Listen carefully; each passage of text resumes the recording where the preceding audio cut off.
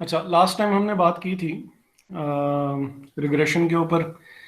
Regression basically दो या दो से ज़्यादा भी जो हमारी इनपुट्स हैं, जो वेरिएबल्स हैं, उनकी आपस में रिलेशनशिप जो है वो शो करती है। हमने सिंपल लीनियर रिग्रेशन एनालिसिस जो है वो देखा था। सिंपल लीनियर रिग्रेशन में ये है कि वो हमने एक ही वेरिएबल जो कि इंडिपेंडेंट वेरिएबल था, हमने उसकी रिलेशनशिप देखी थी कि क्या ऐसा है या नहीं है कि उस आपस में दोनों वेरिएबल्स का आपस में लिंक बनता भी है या नहीं बनता। और स्ट्रेंथ ऑफ द रिलेशनशिप जो है वो कोरिलेशन बताती है हमें, कोरिलेशन कोएफिशिएंट, कि क्या दो या दो से ज्यादा जो भी वेरिएबल्स हमारे हैं उनकी आपस में रिलेशनशिप तो है या नहीं है, वो तो रिग्रेशन के थ्रू हमें पता लग रहा है, लेकिन वो रिलेशनशिप कितनी स्ट्रांग है। और स्ट्रेंथ जो है वो डजंट मीन के रिलेशनशिप जो है वो हर दफा पॉजिटिव ही हो। रिलेशनशिप जो है वो नेगेटिव भी हो सकती है। बहुत ही स्ट्रांग रिलेशनशिप है, और वो स्ट्रांग रिलेशनशिप जो है वो बहुत ही रिपल्सिव है कि दोनों जो है वो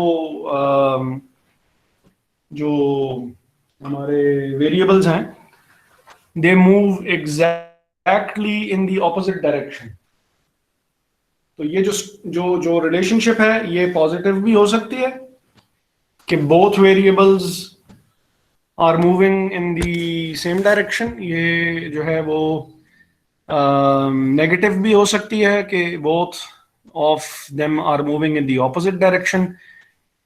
और इट कैन बी जीरो, कि इनकी स्ट्रेंथ यानी बिल्कुल ही इनकी जो रिलेशनशिप है वो वीक है या नहीं है, मौजूद नहीं है, जीरो है। और जितना जितना आपने ये पहले भी जो है वो बात डिस्कस जो है आप लोगों ने ये की भी होगी कि फाइल तो ये वाली शो हो रही है ना, पीडीएफ वाली जो है। जी सर। अच्छा, जी सर। तो यानी हाँ कि -1 और +1 के बीच बीच में इसकी वैल्यू जो होती है वो हुआ करती है।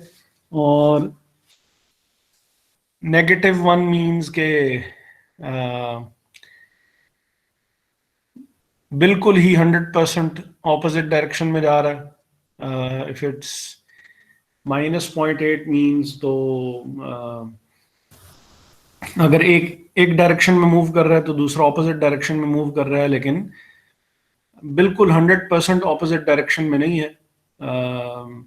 और इसी तरह अगर पॉजिटिव कोरिलेशन है तो मींस के वो they are moving in the same direction. और एक की वैल्यू बढ़ती है तो दूसरे की वैल्यू भी बढ़ जाती है, एक की वैल्यू कम होगी तो दूसरे की वैल्यू भी कम हो जाएगी। पॉजिटिव कोरिलेशन का मतलब ये है कि अगर एक वेरिएबल की वैल्यू इंक्रीज करेगी तो दूसरे की भी इंक्रीज ही करेगी। कितनी इंक्रीज करेगी will be determined by how much positively correlated both of the variables are। एक की वैल्यू अगर सपोज कि उसमें 100% चेंज आती है तो दूसरे की वैल्यू में भी 100% चेंज आ रही है, परफेक्ट कोरिलेशन है, 100% चेंज आ रही है उसमें। या उसकी वैल्यू जो है वो उसमें 100% चेंज नहीं आ रही, बल्कि सपोज कि अगर एक एक वेरिएबल की वैल्यू 100% इंक्रीज होती है तो दूसरे की वैल्यू 40%, 50% या 60% इंक्रीज हो रही है। हो तो इंक्रीज ही रही है, लेकिन उतनी नहीं हो रही जितनी एक वेरिएबल की है। तो both of the variables can be perfectly correlated. एक की वैल्यू 100 इंक्रीज होगी, दूसरे की भी 100 इंक्रीज हो जाएगी। और they can be positively correlated, लेकिन स्ट्रेंथ जो है वो बहुत ज़्यादा उतनी स्ट्रांग नहीं होगी। उसमें यह है कि वैल्यू तो इंक्रीज दोनों की ही होगी, लेकिन उतनी नहीं होगी जितनी एक वेरिएबल में चेंज आती है, तो उतनी एग्जैक्ट चेंज दूसरे वेरिएबल में नहीं आ रही होगी। जबकि नेगेटिव कोरिलेशन में क्या हो रहा है कि अगर एक की वैल्यू बढ़ रही है तो दूसरे की वैल्यू कम हो जाएगी। मसलन सपोज के हमने जो लास्ट टाइम भी हमने क्रॉप की और यील्ड की जो एग्जांपल हमने ली थी, तो आपने सॉरी क्रॉप और यील्ड तो एक ही चीज हो गई। फर्टिलाइजर की और क्रॉप यील्ड की बात की थी हमने कि फर्टिलाइजर आपने एम्प्लॉय किया और फर्टिलाइजर एम्प्लॉय करने की वजह से उसकी जो यील्ड है, क्रॉप यील्ड है, वो बढ़ गई। तो ये तो पॉजिटिव कोरिलेशन हो गई कि एक वेरिएबल अगर आप इंक्रीज कर रहे हैं, फर्टिलाइजर इंक्रीज कर रहे हैं, तो फर्टिलाइजर इंक्रीज करने से क्रॉप यील्ड भी इंक्रीज हो रही है। लेकिन अगर फर्टिलाइजर एम्प्लॉय किया जाए और क्रॉप यील्ड उल्टा बढ़ने के बजाय कम हो जाए, तो ये नेगेटिवली कोरिलेटेड वाली बात हो जाएगी कि एक वेरिएबल को जब आप बढ़ा रहे हैं without employing any fertiliser, crop yield जो है वो बढ़ रही थी। हमने फर्टिलाइजर एम्प्लॉय किया, उल्टा क्रॉप कम हो गई।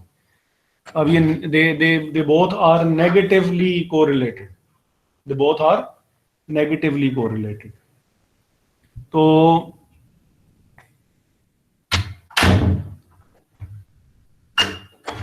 और अगर वो हो जीरो हो, 1 मिनट के लिए एक्सक्यूज।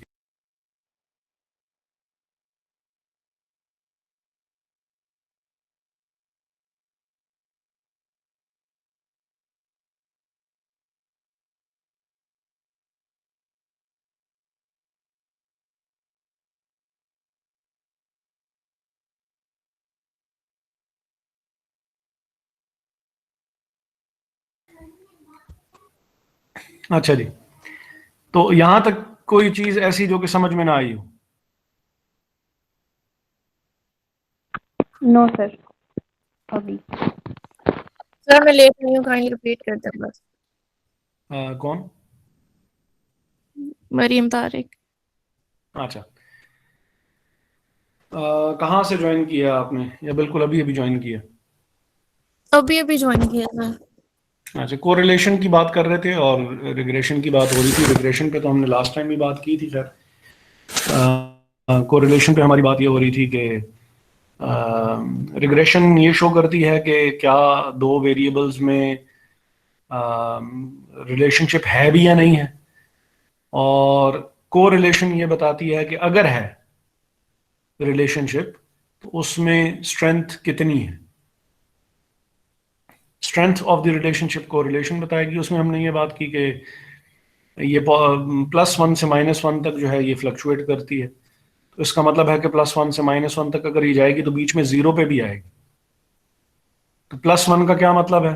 फिर हमने ये बात की कि +1 मीन्स के अगर एक वेरिएबल की वैल्यू में इंक्रीज आ रही है तो दूसरा वेरिएबल भी इंक्रीज ही होगा।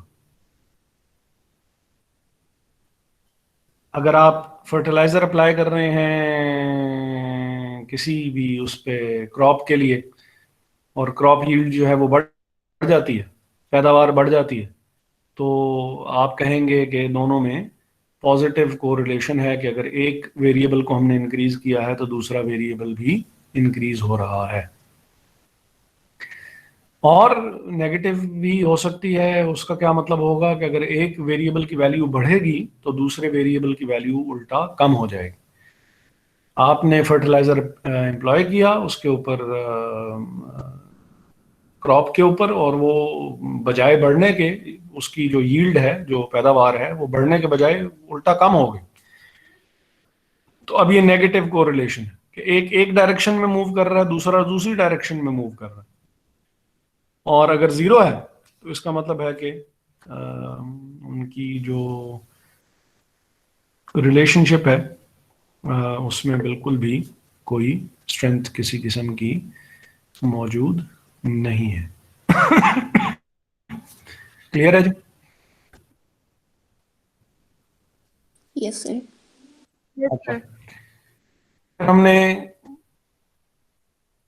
अब ये परफेक्ट पॉजिटिव कोरिलेशन अब ये देख लें कि दोनों वेरिएबल्स एक ही उसमें है, और पॉजिटिव कोरिलेशन मींस कि अगर एक बढ़ रहा है तो दूसरा भी बढ़ रहा है, तो ग्राफ कुछ इसका इस किस्म का बन रहा होगा।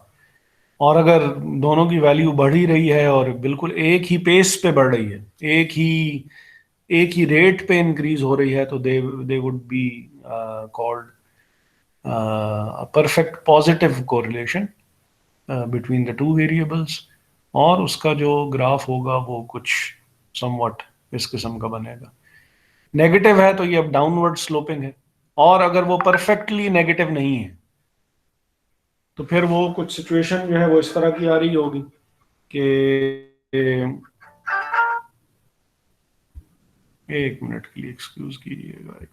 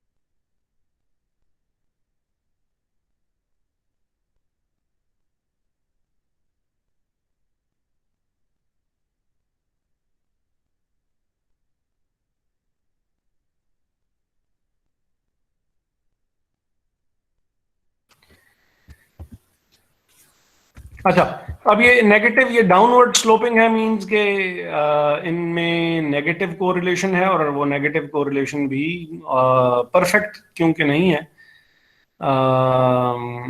It can range anywhere between 0 and -1 के बीच बीच में कहीं पे भी, तो उसमें फिर डिपेंडिंग अपॉन द सिचुएशन या depending upon how much negative it is, तो फिर वो कुछ ग्राफ इस तरह का बन जाएगा। मेन चीज जो इसमें नोट करने वाली है वो ये है कि स्लोप इसकी डाउनवर्ड,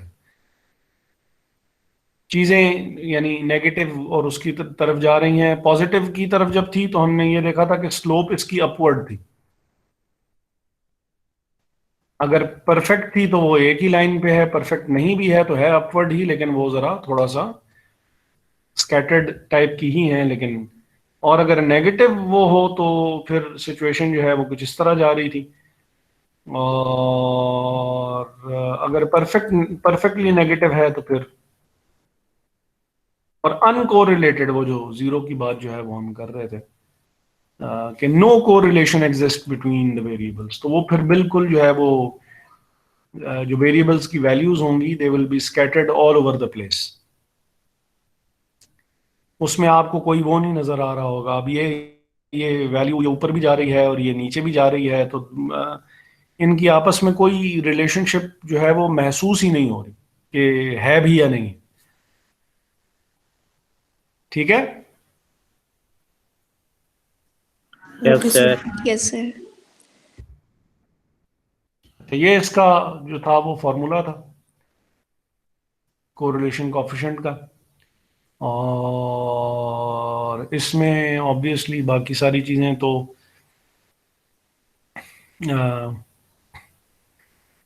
यानी एक्स और वाई तो हमें गिवन ही होते हैं। एक्स कौन सा वेरिएबल होता है जोहा मुनीब?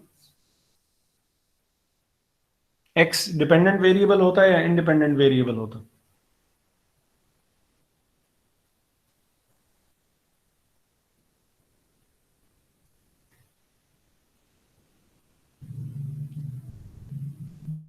सैयद मोहम्मद अब्दुल सत्तार।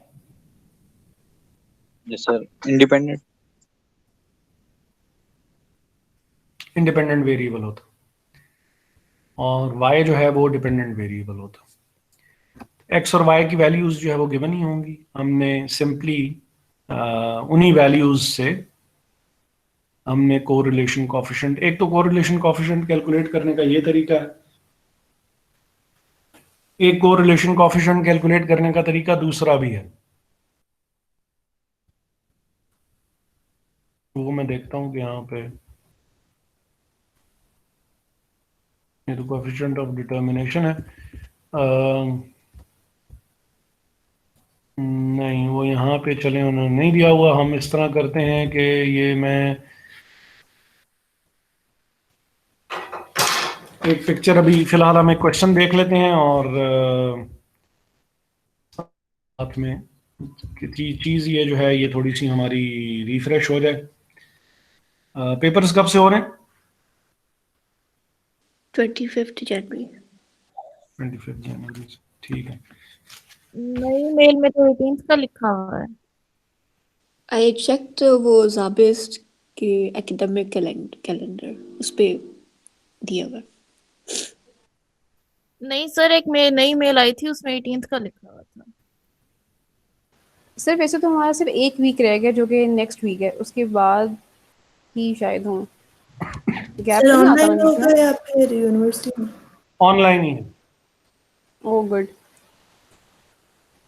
यानी वो कहीं पे भी, सिर्फ नमल ऐसी एक खूबसूरत जगह थी जहाँ पे वो कह रहे थे कि नहीं पेपर जो है वो ऑनलाइन नहीं होगा, पेपर जो है वो, लेकिन उन्होंने भी अपने डिसीजन रिवर्ट कर लिया, वो भी ऑनलाइन पे ही चले गए।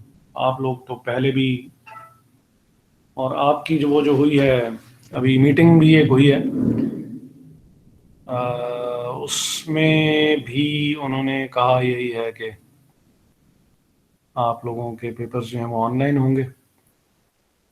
और just like the last time, ये एक मैंने वो भेजी है उसमें ग्रुप में पिक्चर भेजी है, ये ज़रा 1 मिनट के लिए अगर आप डाउनलोड कर लें।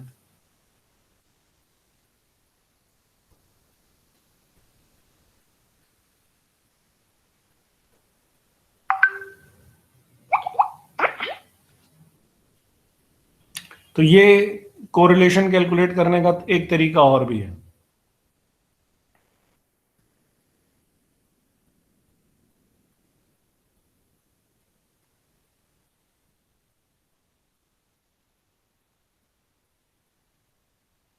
ठीक है, चलें इसको भी देख लेते हैं। और वो जो लास्ट वीक हमारी क्लास में हुई थी वो फिर कब लेनी है? सेकेंड पे रख लें, बल्कि नहीं सर मंडे कर लें। सर मंडे ठीक है। मंडे सही है। मंडे कितने बजे? सुबह सुबह ना जब मर्जी रख लें। सर एक के बाद, एक के बाद। चलें, लेट मी सी कि मैं ज़रा अपना भी शेड्यूल देख लूँ, ये ना हो मेरी उसमें कोई क्लास हो। ठीक है। वैसे तो ये है कि उम्मीद है कि मैं फ्री ही हूँ, लेकिन चलें देख लेते हैं। ठीक है सर। अच्छा, ये जो सिंपल है मेथड कैलकुलेट करने के लिए, ये एक्स और वाई की वैल्यूज दी हुई हैं। अब इन्होंने इसमें ये नहीं एक्सप्लेन किया कि एक्स बेसिकली क्या है और वाई बेसिकली है क्या, लेकिन एक्स जो है वो जनवरी, फरवरी, मार्च, अप्रैल, मई और जून की उन्होंने वैल्यूज दी हुई है, छः महीने की। और इसमें एक्स अगर 5.8 हो तो वाई जो है वो 40.3 है, और 7.7 और 47.1, 8.2, 6.1, 6.5, 7.5। और अब क्योंकि स्टेटिस्टिक्स की जो खूबसूरती है वो ये है कि if you know the formula, तो टेबल फिर आगे उसके लिहाज से फॉर्मुलेट करना इतना ज़्यादा मुश्किल हमारे लिए रहता नहीं है। अब जैसे हमें समेशन एक्स चाहिए तो एक्स का हम टोटल कर लेंगे, तो ये चीज़ हमारे लिए कंप्लीट हो जाएगी। समेशन वाई चाहिए तो ये इसका टोटल कर लेंगे। समेशन एक्स वाई चाहिए तो एक कॉलम और बन जाएगा जिसमें एक्स और वाई आपस में मल्टीप्लाई होकर उनकी वैल्यू आ जाएगी। और इसी तरह एक्स स्क्वायर और वाई स्क्वायर अगर हमें चाहिए तो हम इन्हीं वैल्यूज का स्क्वायर ले लेंगे, तो दो कॉलम्स हमारे पास और ये आ जाएंगे। टोटल इनकम ले लेंगे तो वैल्यू फॉर्मूले में सिर्फ पुट करनी है आपने, और उसके बाद काम जो है वो आराम से कंप्लीट हो जाया करता है।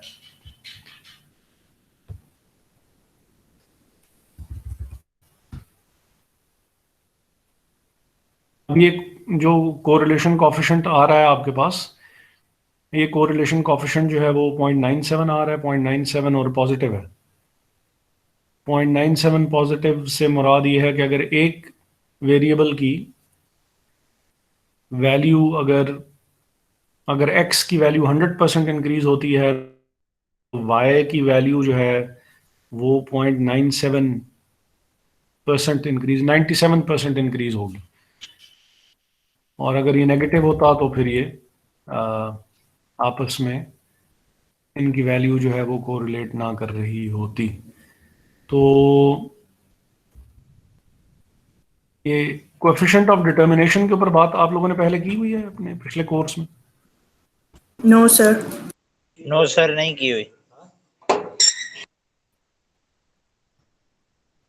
अच्छा, कोएफिशिएंट ऑफ डिटर्मिनेशन जो कि वो है आर स्क्वायर है, ये बेसिकली यानी इसको कोएफिशिएंट ऑफ डिटर्मिनेशन कहते हैं। और R square, R is the coefficient of correlation, R square is the coefficient of determination. ये शो करता है कि एक जो चेंज आई है वाई में जो चेंज आई है उसमें एक्स का कितना बेसिकली एक्स की इन्वॉल्वमेंट कितनी है। How much of the change in Y is brought up by the change in X. मसलन हमने बात की थी कि क्रॉप जो है वो हमारी, जो क्रॉप यील्ड है वो हमारी इंक्रीज हो रही है। तो इसमें क्या सिर्फ जो वो था क्या सिर्फ और सिर्फ फर्टिलाइजर ने ही सारी अपनी कारनामा उन्होंने दिखाया है, या इसमें कोई और अदर फैक्टर्स भी थे? क्या आपको, अब बहुत सी फसलें ऐसी होती हैं जिनको पानी की बहुत सख्त जरूरत होती है, तो पानी क्रूशल टाइम्स पे अवेलेबल था या नहीं था? बारिश जिस जिस टाइम पे होनी चाहिए थी, मैदानी इलाकों की स्पेशली बात कर रहा हूँ, तो बारिश जिस जिस टाइम पे होनी चाहिए थी, तो मौसम ठीक रहा, एग्जैक्टली उसी टाइम पे हुई जिस वक्त हमें जरूरत थी, और उतनी हुई जितनी। तो क्या यानी बाकी भी फैक्टर्स कोई बीच में इन्वॉल्व हैं, या सिर्फ और सिर्फ जो एक्स है, सारी चेंज वाई में उसी की वजह से आई है? ये जो चीज बता रहा होगा, ये कोएफिशिएंट ऑफ डिटर्मिनेशन बता रहा होगा कि वाई में जो चेंज आई है उसमें एक्स का कितना अमल दखल है। सपोज जैसे ये अब इन्होंने 0.49 बताया हुआ, अब 0.49 का मतलब ये है कि 49% of the change in Y is brought up by the change in x, and there were some other factors cumulatively.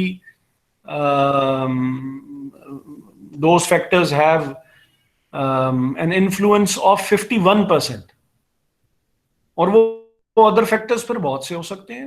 आपने सीड कौन सा यूज किया था, किस किस्म की जमीन में आपने सीड जो है वो एम्प्लॉय किया, पानी पानी जो आप लगाते रहे हैं वो किस किस्म की आपने फर्टिलाइजर जो है वो यूज किया, यानी फैक्टर्स तो फिर बहुत से हैं जो और भी हो सकते हैं। ये नहीं है कि अगर किसी भी गिवन फैक्टर, किसी भी गिवन वेरिएबल में अगर चेंज आ रही है, तो डजंट मीन के सिर्फ और सिर्फ जो है वो एक ही फैक्टर है जो कि उसके ऊपर जो है वो असरअंदाज हो रहा होता है। मसलन आपने स्टॉक एक्सचेंज में इन्वेस्टमेंट की हुई है, और वो उस इन्वेस्टमेंट के ऊपर जो है वो आपको रिटर्न्स अच्छे मिलने शुरू हो गए, तो अब उसमें इतने फैक्टर्स इन्वॉल्व हैं, मुल्क की जो इकोनॉमी की सिचुएशन है वो भी बेहतर हो सकती है, और उस वजह से भी काम हो सकता है। उसमें ये भी हो सकता है कि जो टैक्स की सिचुएशंस हैं, जो टैक्स की एप्लीकेशन है, उसमें गवर्नमेंट ने अपनी पॉलिसी जो है वो रिलैक्स की हुई है कि उन्होंने कहा कि भाई जो भी कैपिटल गेन्स होंगे, आपने शेयर लिया था 10 रुपए का और अब शेयर की वैल्यू जो है वो 25 हो गई है, तो 15 रुपीज का जो जंप मिला है आपको, ये दैट जंप इज प्रॉफिट, और इस प्रॉफिट के ऊपर जो है वो टैक्स लगा करता है। और गवर्नमेंट ये कह दे कि भाई जो भी आपको प्रॉफिट हुआ है हम इसके ऊपर टैक्स लगाएंगे ही। ये जो जंप आपको मिला है 10 और 25 का, ये बेसिकली कहलाता है कैपिटल गेन्स, और गवर्नमेंट कहे कि हमने कैपिटल गेन्स टैक्स माफ कर दिया, जीरो कर दिया। भाई जो भी स्टॉक एक्सचेंज में इन्वेस्ट करेगा कोई उसको टैक्स नहीं लगेगा। तो अब इसमें पॉलिटिकल फैक्टर्स भी इन्वॉल्व हो सकते हैं कि आपको गेन क्यों हुआ है। इसमें ये फैक्टर भी इन्वॉल्व हो सकता है कि टैक्स की पॉलिसीज रिलैक्स की गई हैं या नहीं की गई हैं। इसमें जिस सेक्टर में आपने इन्वेस्टमेंट की हुई है, फर्टिलाइजर सेक्टर में इन्वेस्टमेंट की हुई है, सीमेंट सेक्टर में इन्वेस्टमेंट की हुई है, ऑयल एंड गैस में इन्वेस्टमेंट की हुई है, अब ऑयल एंड गैस में उस सेक्टर में बूम आया हुआ है।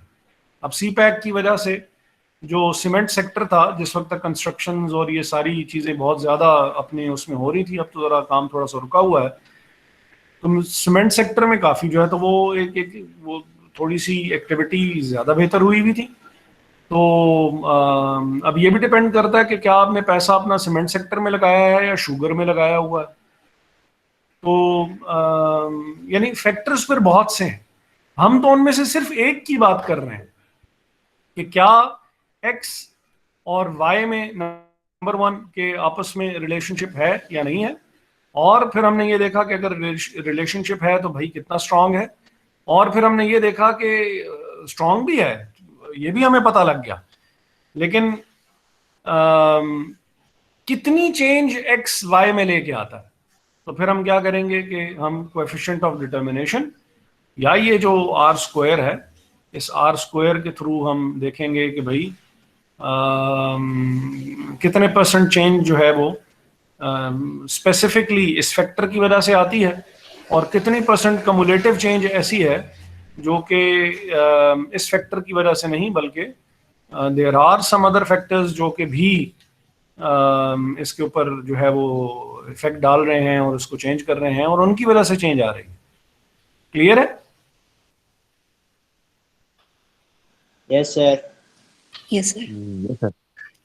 और पॉजिटिव हो या नेगेटिव हो, जब आप स्क्वायर लेते हैं तो negative and negative would become positive. तो वैल्यू जो है वो इसकी पॉजिटिव में ही जो है वो आपको नज़र में आएगी, क्योंकि आप इसको और स्क्वायर कर रहे हैं। बस फर्क सिर्फ ये है कि अगर वो पॉजिटिव में भी है, पॉजिटिव नेगेटिव ये बताएगा कि डायरेक्शन क्या है इनकी रिलेशनशिप की। आर स्क्वायर ये बता देगा कि डायरेक्शन जो भी हो, पॉजिटिव हो या नेगेटिव हो, इस डायरेक्शन में इसका इम्पैक्ट कितना है। नेगेटिवली इम्पैक्ट कर रहा है, अब जैसे ये 64% आया है, नेगेटिव तो है, लेकिन इसका मतलब है कि ज्यादातर नेगेटिविटी यही फैक्टर कॉज कर रहा है। लेकिन इसके अलावा 36%, 100 में से जब आप 64 को माइनस करेंगे तो 36% नेगेटिविटी और भी फैक्टर्स हैं जिनकी वजह से कॉज हो रही है, लेकिन मेजर इम्पैक्ट इसी का ही आ रहा है, तो हम इसको एड्रेस कर लेते हैं। इसमें है जैसे कि 49% है, तो 51% अदर फैक्टर्स हैं जो कि पॉजिटिविटी क्रिएट कर रहे हैं। क्लियर है जी? Yes sir. जी सर।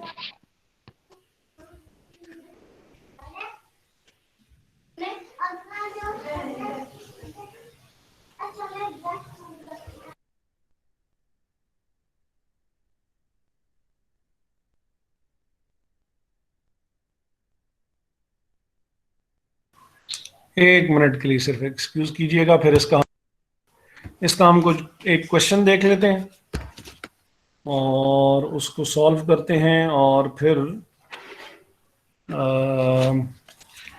जो नेक्स्ट टॉपिक है हमारा वो है उसका नॉर्मल डिस्ट्रीब्यूशन का। ये है प्रोबेबिलिटी ही, एक प्रोबेबिलिटी डिस्ट्रीब्यूशन रह गई थी, उसी की बेस पे फिर हमने फाइनल फिर आगे बात करनी है। तो खैर वो भी हम देखते हैं, लेकिन इसके ऊपर हम ज़रा वो देख लें क्वेश्चन एक आध, फिर ये है कि देख लें इससे पहले ये स्पीयरमैन रैंक कोरिलेशन है और कार्ल पियर्सन कोरिलेशन कॉफिशिएंट है, वो वही है जो आपने जो है वो देखा है। तो स्पीयरमैन रैंक कोरिलेशन कॉफिशिएंट का भी यूज होता है कि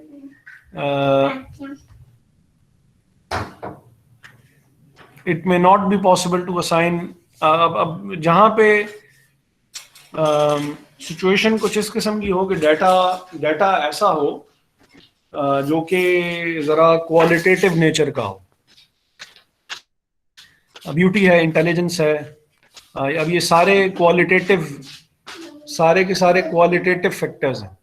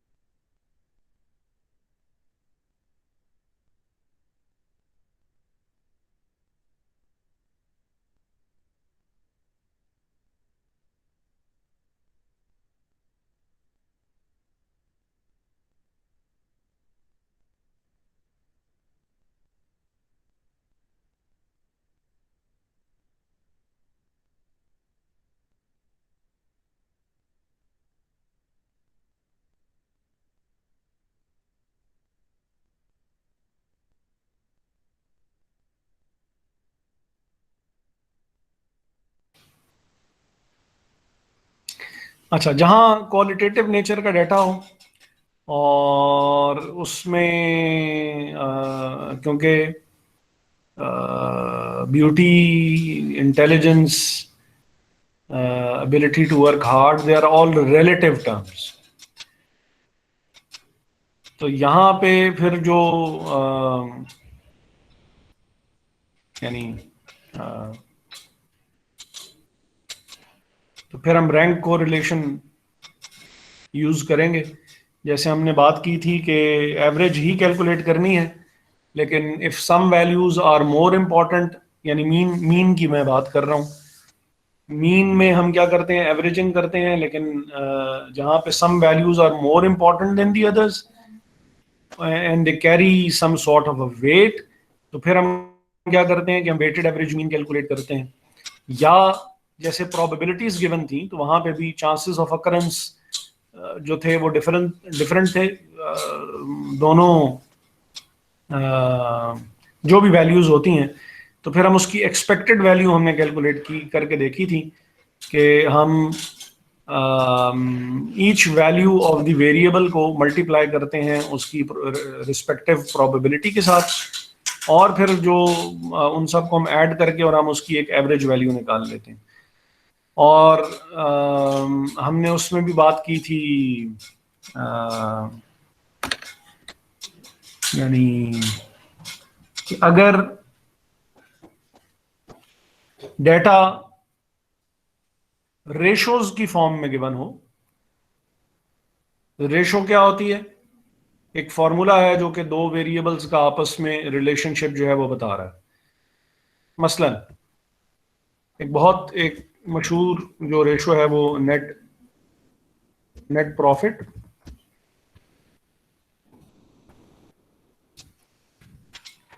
divided by sales.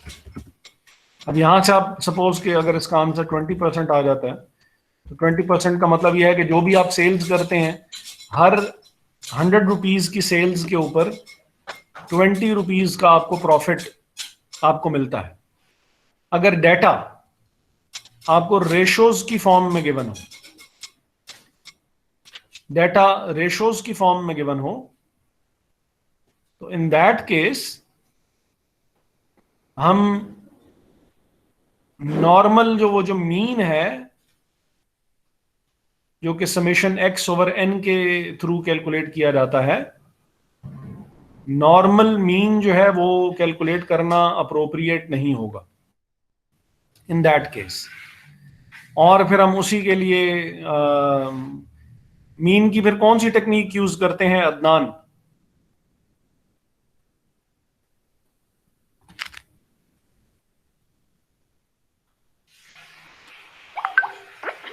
Adnan, mic खुला है मेरा या माइक बंद तो नहीं है? मेरा माइक खुला हुआ।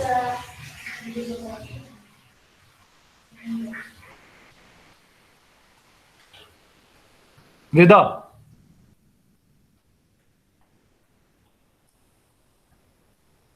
रिदा जी जी जी सर। जी, मैंने कहा मीन की कौन सी टेक्निक यूज करेंगे अगर इस तरह रेशो के आंसर की फॉर्म में जो है वो दिया हुआ हो। अब ये भी रिलेटिव डाटा ही है, जैसे कि ये है, ये ब्यूटी है, इंटेलिजेंस है और एबिलिटी टू वर्क हार्ड है।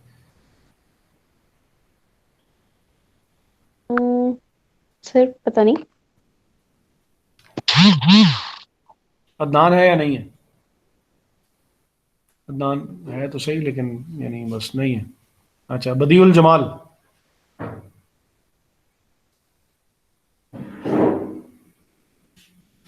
Yes sir. क्वेश्चन मैंने क्या किया है?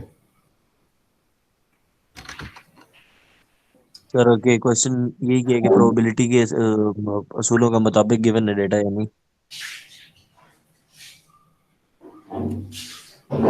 मैंने ये क्वेश्चन किया था। नहीं, एग्जैक्ट ये नहीं किया सर।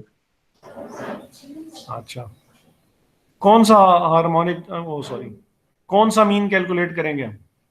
मीन की कौन सी टेक्निक यूज हार्मोनिक्स। करेंगे? हार्मोनिक मीन यूज किया जाएगा। ठीक है? वेट सर, आप वो एक्सप्लेन करेंगे?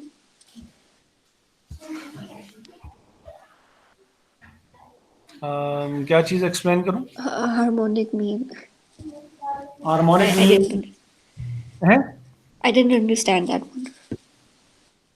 अच्छा, होता यूं है कि ये जो मीन है, मीन सिंपल हमने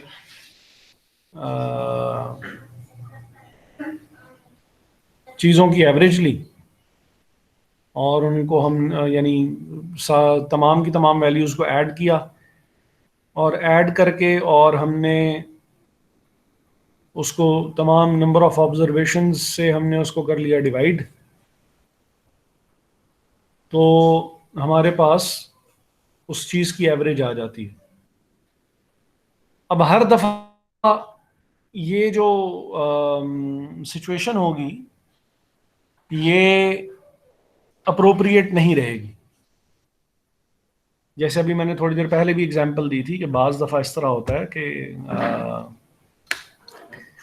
बाज़ वैल्यूज की इंपॉर्टेंस ज़्यादा होती है। इन दैट केस हम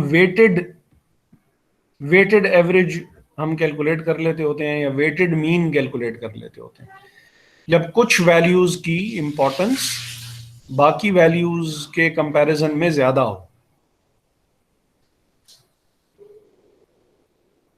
इसी चीज की हमने एक शेप जो थी वो हमने देखी थी जब हम एक्सपेक्टेड वैल्यूज कैलकुलेट कर रहे थे। एक्सपेक्टेड वैल्यूज कैलकुलेट करते हुए हमने हर वैल्यू को उसकी रिलेटिव चांस ऑफ अकरेंस के लिहाज से, जो कि प्रोबेबिलिटी के तौर पे गिवन थी, हमने हर वैल्यू को उसकी प्रोबेबिलिटी से मल्टीप्लाई किया। क्यों ऐसे किया था? और फिर सबको ऐड किया। हमने तमाम वैल्यूज को सिंपली ऐड करके डिवाइडेड बाय 3 या डिवाइडेड बाय 2 या डिवाइडेड बाय 5 नहीं किया। हमने तमाम वैल्यूज को प्रोबेबिलिटीज से मल्टीप्लाई किया और फिर उनको ऐड कर लिया था। तो सेम इसी तरह अब ऐसा हमने क्यों किया? क्योंकि बाज वैल्यूज की इंपॉर्टेंस बाज रिमेनिंग वैल्यूज से ज्यादा थी, तो हमने उनकी जो रिलेटिव इंपॉर्टेंस थी हमने उसके साथ उसको मल्टीप्लाई किया और रिलेटिव इंपॉर्टेंस से मल्टीप्लाई करने के बाद हमने उनकी एक एवरेज हमने ले ली या मीन वैल्यू ले ली। तो हमारे पास जो है वो कैलकुलेट हो गया कि यार अगर प्रोबेबिलिटीज गिवन हो तो प्रोबेबिलिटीज के लिहाज से एवरेज उसकी क्या बन जाती है। हार्मोनिक मीन में ये हो रहा है कि अगर डेटा क्वालिटेटिव नेचर का है, रिलेटिव है, ब्यूटी वो जैसे वो कहते हैं beauty is in the eyes of the beholder, के जो beauty is a relative term. मसलन अब बदी जो है वो भी अपनी वालदा की नजर में बहुत खूबसूरत होगा। बदी ऐसी बात ही है। बदी सुन रहे? अल्हम्दुलिल्लाह अल्हम्दुलिल्लाह सर, ऐसी है, बिल्कुल ठीक पहचाना आपने। लेकिन ये है कि हम जो इनकी वालदा हैं हम उनसे डिसएग्री कर सकते हैं, यानी करना चाहें तो हम डिसएग्री भी कर सकते हैं कि नहीं यार ऐसी बात नहीं है, या ऐसी बात है भी। बाज लोग एग्री भी कर जाएंगे। मसलन बदी के जो वालिद साहब हैं वो एग्री करेंगे कि यार वाकई बहुत खूबसूरत है हमारा जवान, और बदी की जो सिस्टर्स होंगी वो भी हमारा बहुत खूबसूरत भाई है हमारा, यानी लेकिन ऐसा हो सकता है ना। तो जब डाटा इस किस्म की रिलेटिव किस्म की फॉर्म में गिवन हो या रेशोज की फॉर्म में गिवन हो, जैसे अभी मैंने आपको ये एग्जांपल दी ये नेट प्रॉफिट और सेल वाली, तो इस केस में ज्यादा अप्रोप्रिएट होगा कि हम नॉर्मल तरीके से मीन कैलकुलेट ना करें कि सिंपली 20 या 30 और 40 ऐड किया और डिवाइडेड बाय 2, 3 या 4 या 5। यार बदी माइंड तो नहीं किया आपने? अस्सलाम वालेकुम सर। वालेकुम सलाम। ना सर, बिल्कुल भी नहीं, बिल्कुल सर हसनैन सॉरी ने मैं बात कर लिया डिस्टर्ब सर। सर मैं डिस्टर्ब कर रहा हूँ आपको सर। सर ये मेरे पास बहुत इश्यू आ रहा है बार बार, मतलब 2-3 मिनट क्लास चल रही है फिर ऑटोमेटिकली जो ना क्लास वो बंद हो गई मीट, पता नहीं कोई लिंक का इशू है या कोई और इशू है। यानी इंटरनेट का तकरीबन इशू है। 5-6 बार ऐसे हो चुका है सर, बंद हो जाती है पूरी, मतलब अचानक से। अच्छा, मैं 1 मिनट में सेटिंग्स चेक कर लेता हूँ। सर जी नेहा सर। भी कह रही थी उसके साथ भी सेम इशू हो रहा है। अच्छा, यार होस्ट कंट्रोल तो मेरे पास ही है। सर मेरे पास 4 MB का कनेक्शन आ रहा है इंटरनेट का, इंटरनेट की कोई प्रॉब्लम ही नहीं है और मोबाइल में भी कोई इशू नहीं है, ओके है। और पता नहीं कोई लिंक में है या कोई इशू है। जी सर, नेहा भी कह रही है और मैं तो खुद बार बार मेरा तो डिस्कनेक्ट होता है, आई डोंट नो व्हाई। बीच बीच में ऐसा भी असल में हो जाता है कि समटाइम्स सर कुछ। इजाजत देना, मैं बताता हूँ। जी जी जी जी जी जी। सर वो असल में आपने मेरी तारीफें शुरू कर दी थी, इसीलिए ये सारे मसले शुरू हो गए। सर आप किसी और भी कर लेते हैं। ये बात हाँ वेरी नाइस, हाँ, ये बात वेरी गुड। ये ऐसे हो आज सकता है। सॉरी। देखिए, मैंने इन माय डिफेंस मैं यही कह सकता हूं कि मैंने कसम उठवा लें, मैंने ये गलती नहीं की। मैंने तो कहा कि आपकी वालदा जो है वो कहती हैं कि आप खूबसूरत हैं, क्योंकि हर माँ को अपना बच्चा तो खूबसूरत ही लगता है। तो हम तो यानी डिसएग्री ही कर रहे थे, हमने तो नहीं कहा कि वो मैंने तो कहा कि वो यानी वालिद साहब एग्री कर रहे हैं, और वो तो इन अ वे वैसे तारीफ नहीं भी थी, लेकिन शायद गूगल मीट को ये बात भी पसंद नहीं आई। Excuse me sir. जी जी। सर आप थोड़ी सी आज की अभी तक जो आपने क्लास ली है उसका थोड़ा समरी आप बता सकते हैं, क्योंकि मैंने अभी ज्वाइन किया है तो मुझे नहीं पता कि आपने आज क्या पढ़ाया है। अगर सबको इश्यू आ रहा है तो फिर या तो हम टाइम कोई कल का रख लें, अगर आप लोग कहते हैं। कल कोई क्लास तो नहीं है? नहीं सर, फिर क्लास तो कोई नहीं है। पूछ लें, अगर वो सबको ही इशू आ रहा है इतना तो Sir, you can also share the recording. वो तो सर ठीक है, हाँ, वो तो ऑब्वियसली आई विल। लेकिन अगर most of the people haven't joined in those that have, तो उनको भी अगर प्रॉब्लम आ रही है तो फिर हम या तो आज देख लेते हैं कि आज के लिए इतना ही काफी कर लेते हैं, और कल फिर कर लेते हैं, कल के लिए रख लेते हैं, सब ज्वाइन भी कर लेंगे। सर जहाँ तक स्ट्रेंथ की बात है तो कल भी उतनी होगी, आज भी इतनी होगी। और जहाँ ठीक तक है। नेहा लोगों का है तो आई थिंक उनको आप रिकॉर्डिंग भेज दें। और क्योंकि सर वैसे रिपोर्ट इतनी ज़्यादा देनी है, असाइनमेंट्स बनानी है, तो वीकेंड पे फिर हम लोग यही काम कर रहे होते हैं, ठीक है। ठीक है जी फ्राइडे सर। तो ये जी करें। सर। जी सर, आप रिकॉर्डिंग सेंड करें तो वो बेहतर होगा। ठीक है, रिकॉर्डिंग भी आप लोगों के साथ में शेयर कर लेता हूँ। जी और दूसरा फिर ये भी है कि वो बहरहाल जो हमारी क्लास रहती है उसका फिर क्या करना है? सर वो आप अगर मंडे को करें, फिर कोई मसला नहीं, 1 बजे के बाद। 1 बजे के बाद तो मुश्किल हो जाएगा, नहीं सर टाइम आप बता दे, देख लें, लेकिन 8 बजे नहीं प्लीज, सर 10 बहुत बजे नहीं, के बाद कीजिएगा, उससे पहले नहीं। 8 तो नहीं, ठीक है, वो तो 8 तो that would be too much. लेकिन फिर अभी सर बात जो आपको हार्मोनिक मीन पे हो रही थी, और हार्मोनिक मीन से पता नहीं बात कहाँ निकल गई। तो हार्मोनिक मीन का जो बहरहाल जो यानी यूज करने का पर्पस तो मैंने आपको बता दिया कि वो जरा डाटा कुछ उसमें होता ही डिफरेंट किस्म की नेचर का है।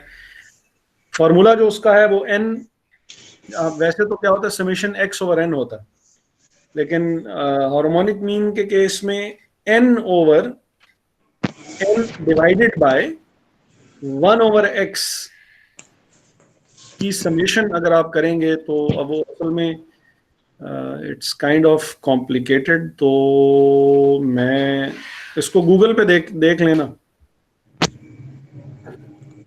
1/1 divided by sorry n divided by 1/x है, और इसकी भी समेशन लेनी है। समेशन का मुझे यहाँ से सिंबल ढूंढना पड़ेगा, सिंबल है नहीं तो मैं ये z लिख रहा हूँ। या सम लिख लेते हैं, चलेंगे।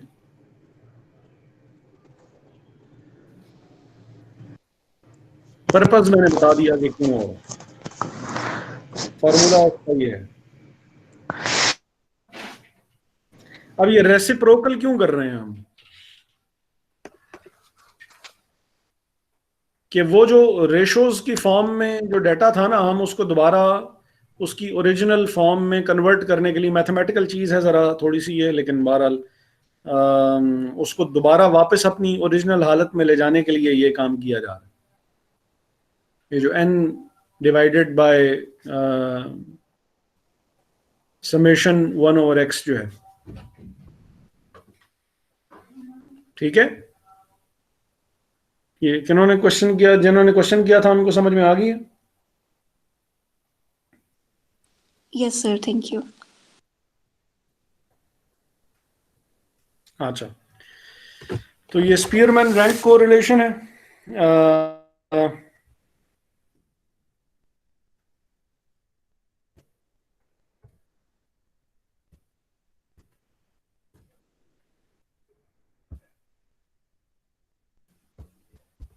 अच्छा जी, तो a correlation coefficient can be calculated for ranked data in the usual way or another method used, both will be demonstrated। ये जो नीचे उन्होंने हमें बताया हुआ है। अब ये ब्रांड्स हैं। A commercial tea producing business employs professional tea testers to help it make buying decisions. The two tasters ranked 6 different brands of tea in their order of preference. The business is interested to know whether there is a relationship between the choices that they make. अब ये test जो है ये हर किसी का कि भाई चाय किस किस्म की पसंद है। सपोज अगर ये चाय है ना, हाँ जी चाय ही है, क्या बात है। तो अब चाय का जो टेस्ट है कि कौन किस किस्म की चाय पसंद करता है, कोई ब्लैक टी पसंद कर रहा है या टी वाइटनर उसमें कम डाल रहा है, दूध की मिकदार कम चाहिए, ज़्यादा चाहिए, मीठा कम हो ज़्यादा हो, वो कितनी वो जिसको कड़क चाय कहते हैं वैसी बनी हुई है या दूसरे तरीके से, इट्स अ रिलेटिव। अब यानी जैसे अभी उसकी ब्यूटी की और उसकी हमने एग्जांपल दी थी, तो ये इट्स अ रिलेटिव थिंग। अब उन्होंने क्या किया हुआ है, they are trying to establish whether there is a relationship, कि 2 या 10 या 12 या 20 जो लोग थे, अगर वो एक ही तरफ पॉइंट आउट कर रहे हैं तो इसका मतलब है कि बात जो है वो ठीक है, और अगर वो एक तरफ पॉइंट आउट नहीं कर रहे तो इसका मतलब है कि गेमिंग में भी ये चीज़ वो यूज़ करते हैं कि जब वो गेम्स बना रहे होते हैं तो दे इनवाइट इस तरह के प्रोफेशनल जो है वो गेमर्स, उनको कॉल किया जाता है, वो आके और उनसे डिस्कस करते हैं। मैप एक उनको दे दिया जाता है, फीचर्स के ऊपर जो है वो कमेंट करें, गेम जो है वो जो यानी फ्लुएंसी के साथ चल रही है नहीं चल रही है, बग्स वगैरह कोई उनको तो नहीं कोई आए, ताकि ये है कि कोई इम्प्रूवमेंट्स जो वो सजेस्ट करें ताकि उसके लिहाज से जो फाइनल प्रोडक्ट हो उसमें बेहतरी जो है वो लाई जा सके। तो अब उन्होंने ब्रांड ABCDE और F जो है वो उन्होंने पहले ने ब्रांड जो है वो A को पहले नंबर पे रखा हुआ है, तो दूसरे टेस्टर ने उसको दूसरे नंबर पे रखा हुआ था, ब्रांड C को उसने पहले नंबर पे रखा हुआ था, ब्रांड B को पहले टेस्टर ने सेकंड पे रखा हुआ था तो दूसरे ने थर्ड पे रखा हुआ था, वगैरह वगैरह। तो हमने चेक किया कि जो इनकी वो है, अब हमने इनको जो ब्रांड्स हैं, ब्रांड्स को हमने इन ऑर्डर ऑफ प्रेफरेंस हमने अरेंज किया है पहले, और फिर देखा है कि इन दोनों की चॉइस में कोई कोरिलेशन है या नहीं है, क्या ये एक ही तरफ पॉइंट आउट कर रहे हैं या नहीं कर रहे हैं। तो जो इनकी कोरिलेशन आ रही है, अब ये नॉर्मल डेटा नहीं है, प्रेफरेंसेस थी, और प्रेफरेंसेस की हम आपस में कोरिलेशन जो है वो हमने चेक की और वो जब फार्मूला डाला तो ये 0.77 आ रही है, विच मीन्स के 77% चॉइस इनकी मिलती है, 33% दे काइंड ऑफ डिसएग्री। जैसे ये 4 और 4 एक ही उन्होंने उसके ऊपर उसको प्लेस किया हुआ है, 1 और 2 है क्लोजली रिलेटेड हैं, 5 और 6 है क्लोजली रिलेटेड हैं, 6 और 5 है क्लोजली रिलेटेड है। बहुत कम मार्जिन से जो है वो उन्होंने अपनी चॉइस चेंज की, और वो हमने देख भी लिया कि 77% अगर चॉइस उनकी मैच कर रही है और दोनों एक ही तरफ जो है वो डायरेक्शन जो है वो दे रहे हैं, तो इसका मतलब है कि डेटा जो है वो हमारा कोरिलेशन जो है वो उसकी बेहतर है। रैंक कोरिलेशन का जो अल्टरनेटिव मेथड है वो फिर उसका फार्मूला ये दिया हुआ है, 1 - 6 summation d square, where d is the difference between rank values in a pair of observations। अब इसका मतलब है कि हम पहले इनके लेंगे डिफरेंसेस, और डिफरेंसेस लेने के बाद फिर जो ये स्क्वायर इसको क्यों किया जा रहा है, ताकि जो नेगेटिव वैल्यूज हैं, क्योंकि जब डिफरेंस लेंगे तो नेगेटिव जो है वो वैल्यू आ सकती है, तो उस नेगेटिविटी को ख़त्म करने के लिए स्क्वायर लिया और उन तमाम वैल्यूज़ का सम कर लिया, यानी इन तमाम वैल्यूज़ का 2 और 1, 3 और 2, 1 और 3, 4 और 4, 6 and 5, 5 and 6, इनके हमने लिए डिफरेंसेस और हमने उसका लिया स्क्वायर, तो हमारे पास जो वैल्यू होगी वो ऑटोमेटिकली पॉजिटिव में आ जाएगी। और n जो है वो number of pairs of data है। अब यहाँ पे कितने ब्रांड्स थे, 6 ब्रांड्स थे, तो n वुड बी 6, और ये जैसे इन्होंने डिफरेंस लिया 2, 1 - 2, तो ये -1 हो गया, 2 - 3 -1 हो गया, 3 - 1 2 हो गया, और फिर इसका स्क्वायर लिया ताकि ये नेगेटिव वैल्यूज खत्म हो जाए।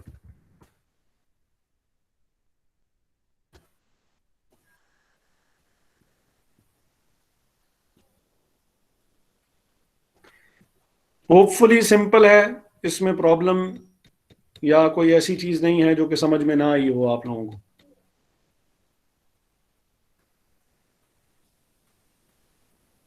सर ये फाइल आप शेयर करेंगे ना? जी जी जी, फाइल बिल्कुल शेयर करेंगे, क्यों नहीं शेयर करेंगे। Okay sir.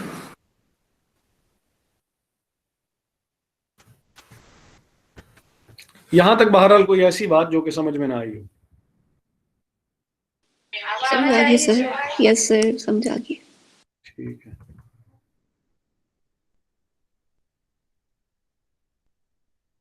तो यहां तक बस हमारा कोरिलेशन था, और जो एरर टर्म्स पे बात करनी है, और वो हमने पहले, अब हम अपना नेक्स्ट टॉपिक जो है वो हम देख लें, तो उसके बाद फिर रिग्रेशन में जो एरर टर्म्स वगैरह आई हुई थी उसके ऊपर बात करेंगे कि वो क्या चीज़ थी, और उसको probability distributions हैं, which is 373, 393 chapter 16।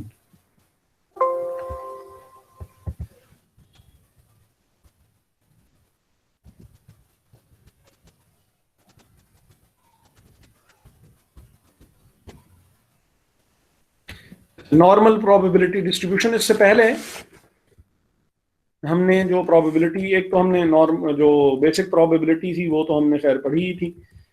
Basic probability के बाद फिर हमने 3 प्रोबेबिलिटी डिस्ट्रीब्यूशंस के ऊपर हमने बात की थी। बाइनोमियल प्रोबेबिलिटी डिस्ट्रीब्यूशन, ब्रीफली इसको एक्सप्लेन कर देता हूँ थोड़ी देर में।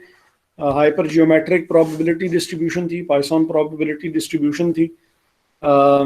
3 जो प्रोबेबिलिटी डिस्ट्रीब्यूशंस थी out of these 4, number 1, number 2 और नंबर 3, ये वो थी जो कि डिस्क्रीट रैंडम वेरिएबल से बिलोंग करती हैं। डिस्क्रीट वेरिएबल वो होता है जो कि which assumes values in whole numbers, और ये मैंने आपको क्वेश्चन जो है वो पेपर में भी, मिड टर्म में भी जो है वो दिया हुआ था। और इसमें अगर तो probability of success remains constant in each turn, तो वो फिर बाइनोमियल प्रोबेबिलिटी डिस्ट्रीब्यूशन थी, जिसमें without replacement, sorry with replacement जो है वो एक्सपेरिमेंट जो है वो रिपीट किया जा रहा होता है। हाइपर जियोमेट्रिक प्रोबेबिलिटी डिस्ट्रीब्यूशन में जो chances of success and failure, they get changed in each successive try, क्योंकि उसमें विदाउट रिप्लेसमेंट जो है वो काम जो है वो एक्सपेरिमेंट रिपीट किया जा रहा होता है। और पाइथन प्रोबेबिलिटी डिस्ट्रीब्यूशन में हमने ये बात ये की थी कि if the data is presented in a form which is related to time and space, तो फिर और उसमें हमने ये बात हमने वो जैसे वो एग्जांपल वो देखी भी थी कि ट्रैफिक सिग्नल के ऊपर जो है वो number of cars passing by वो कितनी है और कितनी नेक्स्ट अगले मिनट में कितनी गाड़ियां गुजरेंगी और इस तरह की अगर, लेकिन ये तीनों की तीनों बाइनोमियल, हाइपर जियोमेट्रिक और पाइथन प्रोबेबिलिटी डिस्ट्रीब्यूशन, तीनों की तीनों जो थी they were related to discrete random variable. और अगर जो हमारा वेरिएबल जो है वो अगर वो है कॉन्टिन्यूअस है, कंटिन्यूअस रैंडम वेरिएबल है, रैंडम वेरिएबल तो वैसे याद है ना कि क्या चीज थी?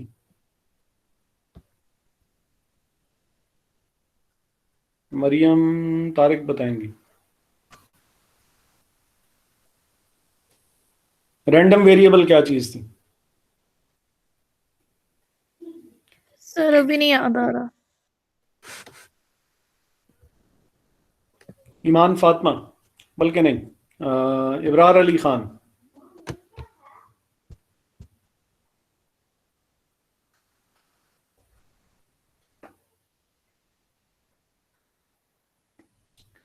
इब्रार अली खान। सर ये प्रोबेबिलिटी में यूज होता है सर, रैंडम वेरिएबल। आवाज थोड़ी सी आहिस्ता आ रही है आपकी।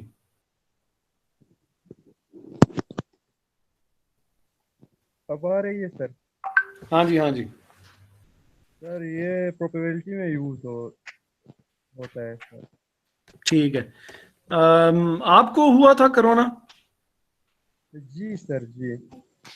अब तबीयत कैसी है? 1 मिनट के लिए एक्सक्यूज कीजिएगा। सर अभी तो मैं बिल्कुल ठीक हूँ सर। वो जब मैं इस्लामाबाद में था उस टाइम वो कोरोना हो गया। अभी तो गांव में हूँ सर मैं।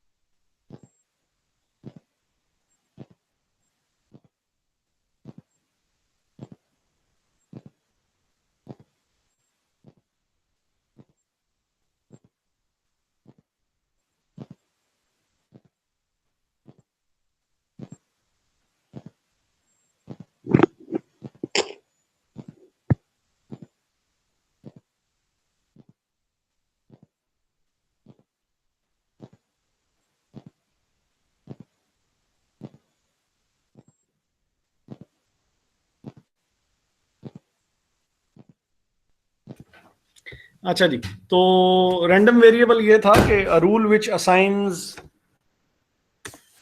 numbers. हाँ, तो अगर तो जो हमारा रैंडम वेरिएबल है वो डिस्क्रीट है, which assumes values in whole numbers. तो फिर जो relevant distribution होगी, अब probability distribution भी जो थी वो क्या थी? Probability distribution एक टेबल है जिसमें रैंडम वेरिएबल की प्रोबेबिलिटीज उसके सामने लिखी हुई होती। एक ऐसा टेबल जिसमें रैंडम वेरिएबल की वैल्यूज होती हैं और रैंडम वेरिएबल की प्रोबेबिलिटी की वैल्यूज उसके सामने लिखी हुई होती। इस चीज को प्रोबेबिलिटी डिस्ट्रीब्यूशन कहते हैं। तो अगर तो random variable was assuming values in whole numbers, तो फिर जो प्रोबेबिलिटी डिस्ट्रीब्यूशन बनेगी वो या बाइनोमियल होगी, depending upon the experiment whether it was with replacement or it was without replacement. Depending upon that, it would be either a binomial probability distribution or hypergeometric probability distribution. And if the data relates to something like time and space, then the relevant probability distribution is Poisson probability distribution. और इसमें भी random variable is assuming values in whole numbers. और data कोई बहुत ज्यादा values में भी आमतौर पे नहीं हुआ करता है। Normal probability distribution relates to random variable which is continuous. मसलन 0 से 1 के बीच में आपने मैथमेटिक्स में पढ़ा होगा कि इनफिनिट नंबर्स हैं, इवन फ्रॉम 0.00 टू 0.01 भी बहुत सी वैल्यूज बीच में आ जाती हैं। तो जहां पे डाटा बहुत जरा, एक तो वो कंटिन्यूअसली उसमें पॉइंट्स में सारी वैल्यूज उसकी आ रही हों, जहां पे डाटा बहुत ज्यादा हो, number of observations are ranging in thousands. आपकी जो आप एक्सपेरिमेंट कंडक्ट करेंगे उसमें थाउजेंड्स में तो नहीं जाएंगी, बट क्योंकि वो वेरिएबल कॉन्टिन्यूअस होगा तो आप लोग जो अपना थीसिस वगैरह लिखेंगे वो भी नॉर्मल प्रोबेबिलिटी डिस्ट्रीब्यूशन पे ही लिखेंगे। ठीक है, तो ये एक ऐसी प्रोबेबिलिटी डिस्ट्रीब्यूशन है which is related to continuous random variable, and a continuous random variable is a random variable which does not assume values in whole numbers. ठीक है, पॉइंट्स में होगा।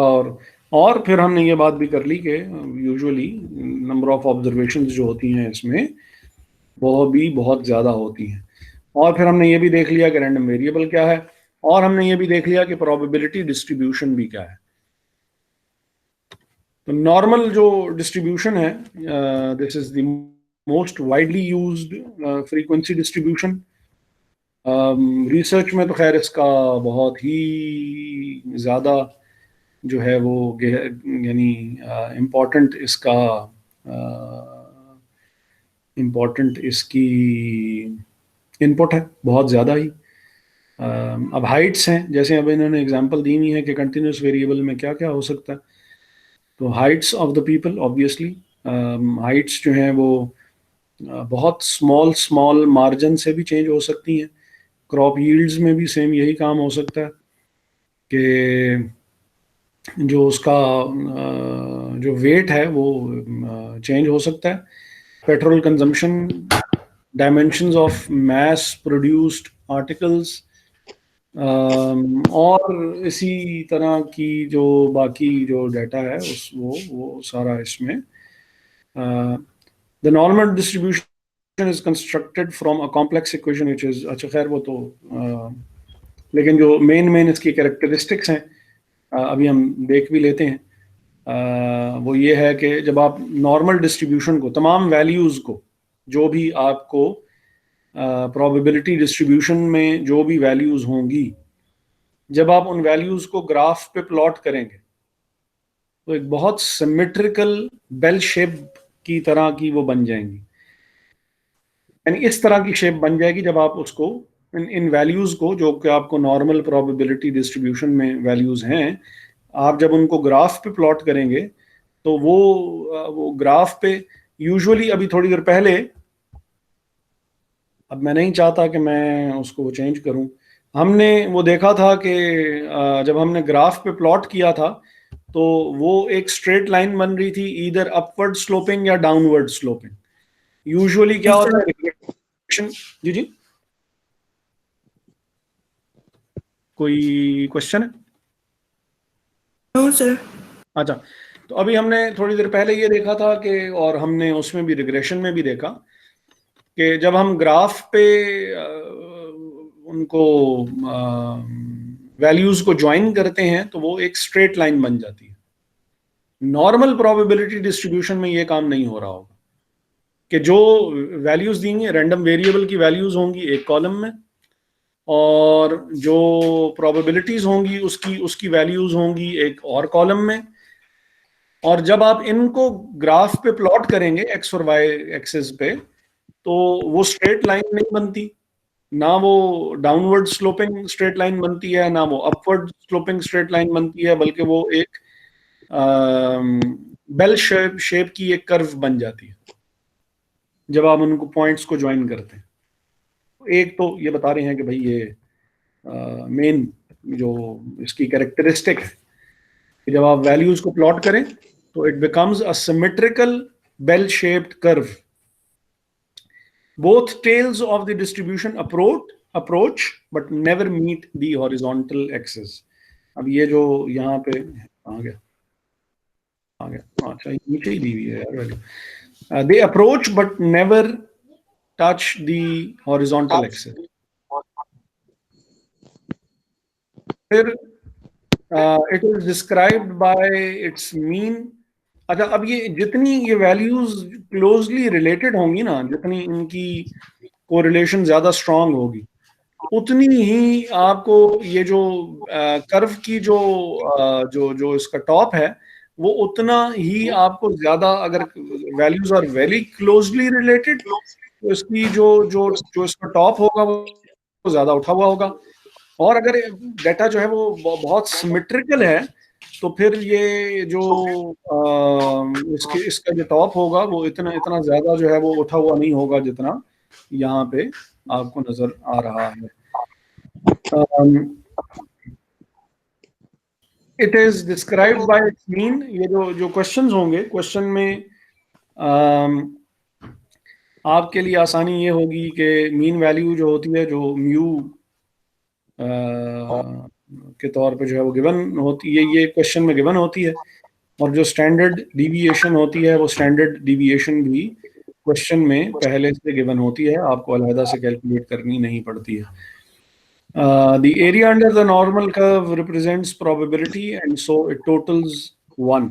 हमेशा की तरह हमने जब बायनोमियल प्रोबेबिलिटी डिस्ट्रीब्यूशन और हाइपर जियोमेट्रिक प्रोबेबिलिटी डिस्ट्रीब्यूशन भी जब हमने बना के देखी थी तो उस वक्त भी हमने ये देखा था कि उसका जो टोटल है वो 1 के बराबर आता है। तो यहाँ पे भी जो टोटल होगा वो 1 के बराबर आ रहा होगा।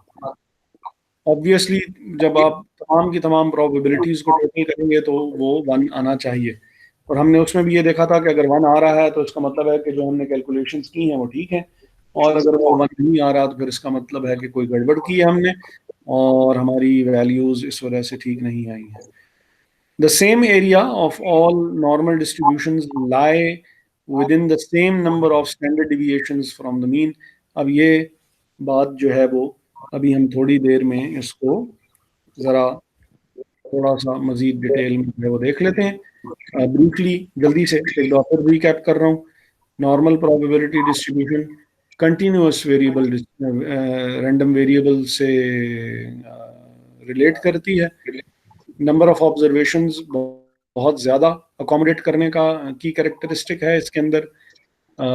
जब आप रैंडम वेरिएबल और उसकी प्रोबेबिलिटीज़ को जब आप ग्राफ पे प्लॉट करते हैं तो बजाय आपको स्ट्रेट लाइन मिलने के आपको एक बेल कर्व की आपको जो है वो शेप मिलती है, और उस शेप का जो मीन और जो उसका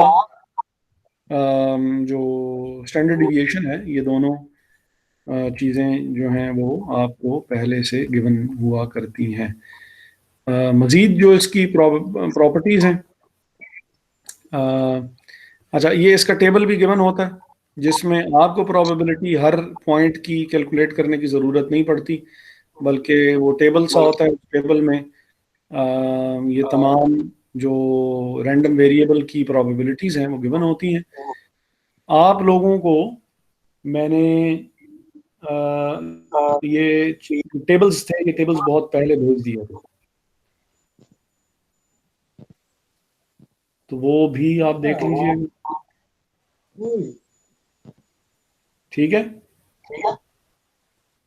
ये किसका माइक ऑन हुआ है? सरफराज।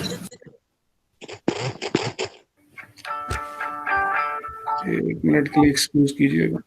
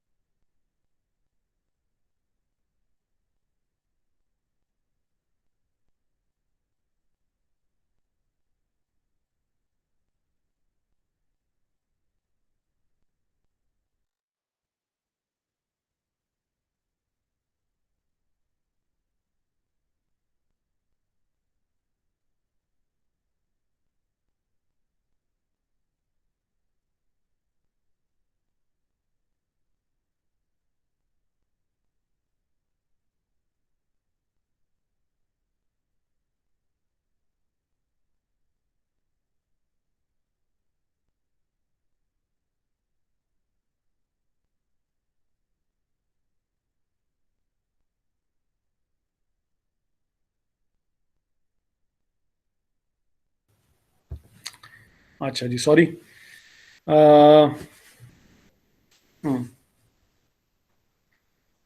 अच्छा, अब जो मजीद जो बात है वो ये है कि जो area under the normal curve है वो टोटल प्रोबेबिलिटी को जो है वो शो करता है, जो कि खैर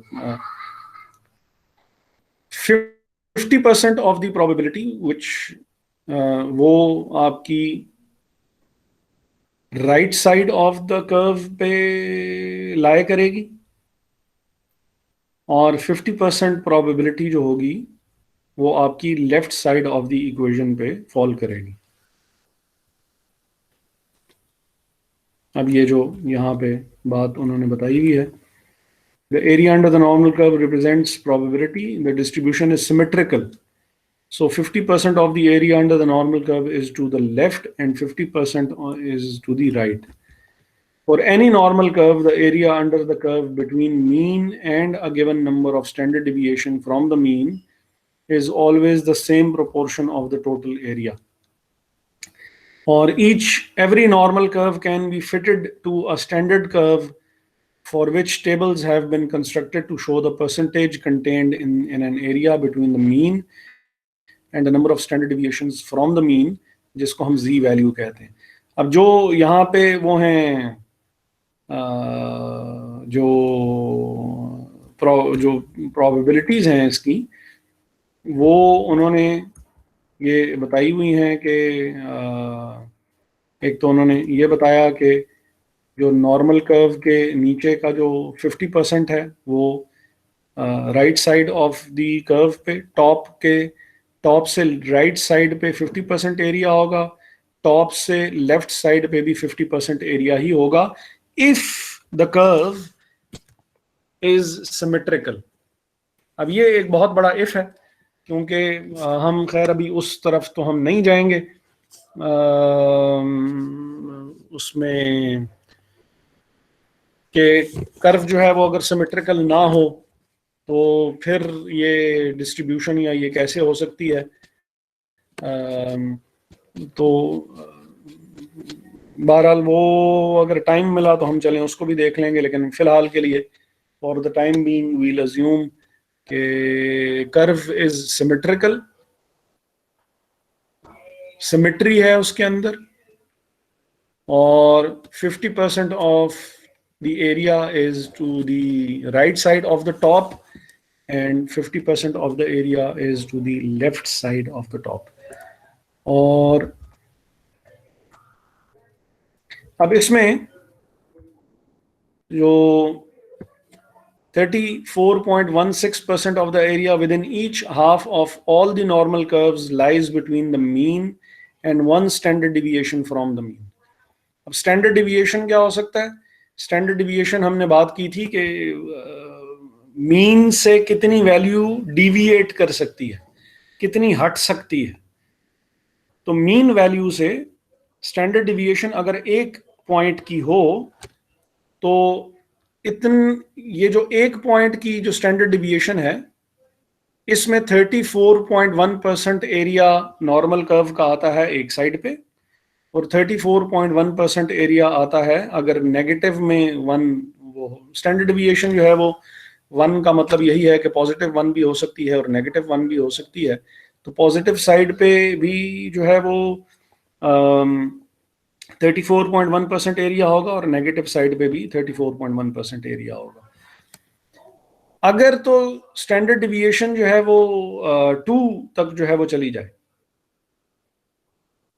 तो फिर इसमें 13.6% एरिया ऑन ईच साइड मजीद हम ऐड कर लिया करते हैं, ऐड हो जाया करता है। अब ये आपको सिर्फ बताने का मकसद ये है, ये आपको ना कैलकुलेट करनी है ना आपको बस आपको पता होना चाहिए कि, क्योंकि जब आप थीसिस लिख रहे होते हैं और जब वो सॉफ्टवेयर आपको वैल्यूज निकाल के देता है जो कि अभी भी हम देखेंगे यहाँ पे बीच में ही आएंगी, तो उसका फिर एक स्पेसिफिक मतलब होता है जो कि आपको पता होना ज़रूरी है कि हमारी वैल्यू जो है वो किस एरिया के अंडर जो है वो लाए कर रही, ताकि हम ये बता सकें कि भाई हमारा डाटा कितना रिलायबल है या नहीं। तो अगर 2 स्टैंडर्ड डिविएशन 2 हो, विच मीन्स पॉजिटिव और नेगेटिव 2, तो 1 साइड पे 34 प्लस 13.6 47.76% एरिया एक तरफ कवर हो जाता है और 95.5% एरिया दोनों साइड पे कवर हो जाएगा।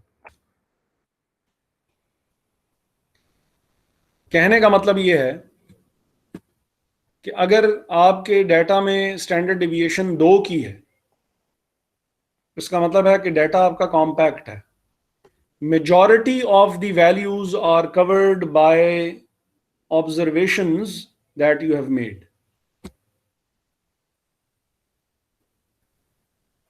मेजॉरिटी डाटा यानी जिस चीज के ऊपर आप कमेंट करने लगे हैं वो 95% ऑफ द एरिया है। 5% की गुंजाइश गलती होने की हो भी सकती है कि जिनके बारे में हम कमेंट कर रहे हैं ये वो लोग हैं जो कि हमारे डाटा में हमारे एरिया में लाए नहीं कर रहे,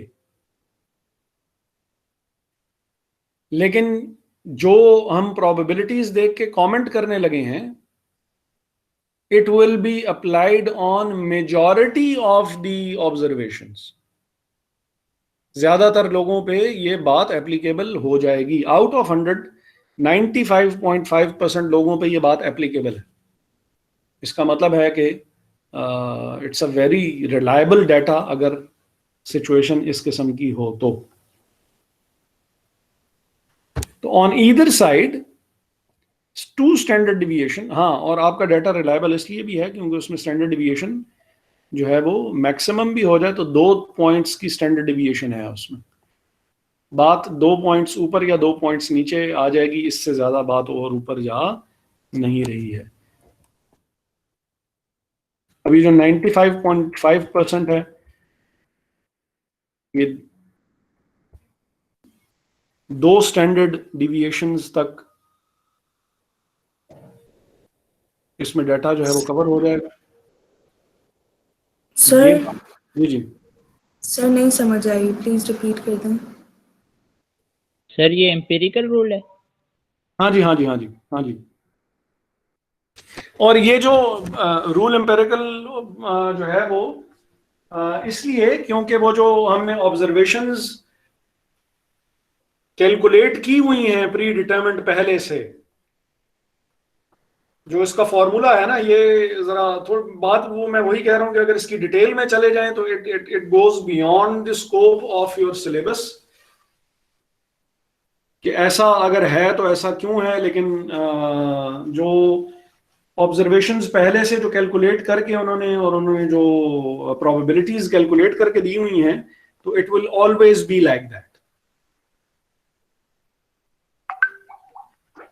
बाकी अगर आप कहेंगे तो आपको जो उसकी डिटेल वगैरह है वो डिटेल भी आपको दे दूंगा, लेकिन आप जरा थ्योरी के लोग हैं तो मैं जैसे बहरहाल आपकी वो होगी मर्जी होगी वैसे कर लेंगे। 1 मिनट के लिए सिर्फ जो है वो एक्सक्यूज कीजिएगा, बल्कि अच्छा तो अब यहाँ पे जो ये किसने कहा था कि मुझे समझ में नहीं आई? सर मैंने का नाम है महानूर। महानूर। अच्छा, और महानूर क्या चीज जो है वो समझ में नहीं आई है? सर इस ग्राफ का जो आपने बताया। अच्छा, suppose we have made 100 observations. आपने और ऑब्जर्वेशन हम रिसर्च क्या कर रहे हैं? हम रिसर्च कर रहे हैं कि मेजॉरिटी ऑफ हाँ हम ये रिसर्च कर रहे हैं कि लोग जो है वो जॉब में जो पैसा है उसको ज्यादा वैल्यू देते हैं और ज्यादा कंसिडर करते हैं रादर देन जॉब सिक्योरिटी। उनको बस पैसा ज्यादा चाहिए, बेशक उनको अगले दिन ही निकाल क्यों ना दिया जाए। ये हम बल्कि नहीं, that would be a bit unrealistic. हम ये देख रहे हैं कि जॉब में पैसा is a better motivator for people rather than job security. Okay ठीक है, ओके तो सर। अब उसमें हमने रिसर्च की हमने 100 लोगों से इंटरव्यू किए, उनसे हमने डाटा कलेक्ट किया। डाटा फिर हमने कलेक्ट करके और हमने उसको वो किया, फिर हमने उसकी प्रोबेबिलिटीज कैलकुलेट की और सारा कुछ कैलकुलेट करके और फिर हमने उसको डाला सॉफ्टवेयर में और कहा कि भाई हमें रिजल्ट्स निकाल के दें। तो अब अगर तो जो रिजल्ट्स आए हैं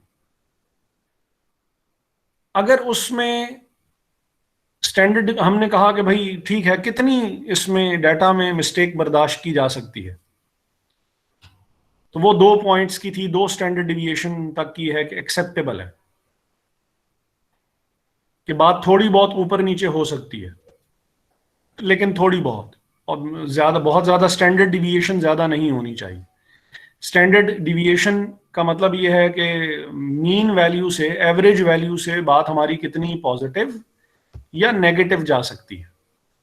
तो हमने कहा कि ठीक है, 2 स्टैंडर्ड डिविएशन तक हम बात एक्सेप्ट कर लेंगे, 2 से ज्यादा हुई तो फिर हम एक्सेप्ट नहीं करेंगे। हमने कहा ठीक है। अब जब हमने टेस्ट वगैरह रन किए 2 स्टैंडर्ड डिविएशन को ध्यान में रखते हुए, तो अब इसका मतलब है कि आउट ऑफ दी 100 ऑब्जर्वेशंस हमने पॉजिटिव या नेगेटिव 95.5 वैल्यूज को कंसिडर कर लिया है। और अब जो रिजल्ट्स आएंगे वो इसका मतलब है कि मेजॉरिटी ऑफ द पीपल पे अप्लाई किए जा सकते हैं और वो उनके रिप्रेजेंटेटिव होंगे। ओके ये जो 34.1 और ये 13.6, यानी इसको फिलहाल बहरहाल अगर जहन में कि जो हमारी प्रोबेबिलिटीज हमने कैलकुलेट की हैं और जो हमने ऑब्जर्वेशंस जो हमने वो ली और फिर हमने उसके ऊपर टेस्ट रन करके और फिर जो हम रिजल्ट्स आए और हम उसके ऊपर जो कमेंट कर रहे हैं, उस रिजल्ट्स में थोड़ी बहुत गुंजाइश प्लस माइनस की हो सकती है। कितनी हमने प्लस माइनस की गुंजाइश रखी है? हमने 2 पॉइंट्स की प्लस की या 2 पॉइंट्स की माइनस की गुंजाइश रखी। हमारे डेटा में ज्यादा वेरिएशन नहीं है। इसका Okay, मतलब है डेटा कॉम्पैक्ट है, रिलायबल डाटा है, उसमें स्टैंडर्ड डिविएशन ज्यादा नहीं है और 2 स्टैंडर्ड डिविएशन तक का डाटा जो हमने कंसिडर किया है, that data is about 95% of the whole value. 2 standard deviations तक 95 ऑब्जर्वेशंस कवर हो जाती हैं। तो खैर है, जो प्लस माइनस 5% पीछे रह गया है वो अगर उसके ऊपर कमेंट नहीं भी हो सकता तो हमारी रिलायबिलिटी ये जरूर है कि हमने we can comment up to, ये किसी ने मैसेज किया, अच्छा जी, तो फैल सर अगर थर्ड तक लेके जाए हम स्टैंडर्ड डेविएशन को 3 लेके जाएं तो फिर वो उसका अगर सम कर दें तो वो तकरीबन जो है वो वो तो 97 हाँ समथिंग। हाँ, वो तो फिर वो यानी उसमें फिर बाकी ऑब्जर्वेशंस भी आ जाएंगी ना। लेकिन फिर होगा क्या कि वो हमारी जो जरा थोड़ी रिलायबिलिटी है, अब अगर स्टैंडर्ड डिविएशन 1 हो तो स्टैंडर्ड डिविएशन 2 की रिलायबिलिटी स्टैंडर्ड डिविएशन 1 की के कंपैरिजन में थोड़ी सी कम है। स्टैंडर्ड डिविएशन 3 की रिलायबिलिटी स्टैंडर्ड डिविएशन 2 के कंपैरिजन में मजीद थोड़ी सी कम है। आपने कंडीशंस खुद रिलैक्स की ना कि यार हाँ ठीक है, 3 पॉइंट की वेरिएशन हम बर्दाश्त कर सकते हैं। उसमें अगर फिर आप 3 स्टैंडर्ड डिविएशन तक अगर आप वो कर रहे हैं तो फिर तो बात तकरीबन जो है वो 99% तक जो है वो पहुंच जाती है।